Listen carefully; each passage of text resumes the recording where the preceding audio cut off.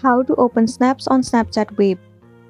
So the very first thing you want to do is to go ahead to any of the web browser and in the search bar search for Snapchat web. Head over to the very first site, Web Snapchat. Now tap on this three dot at the top right corner and then click on desktop site. You will need to log into your account and then you will land on this interface. At the left you can see all the inbox of the person. Go ahead to the inbox of the person that you want to open the snap. So over here you can see all the snaps that has been sent to you.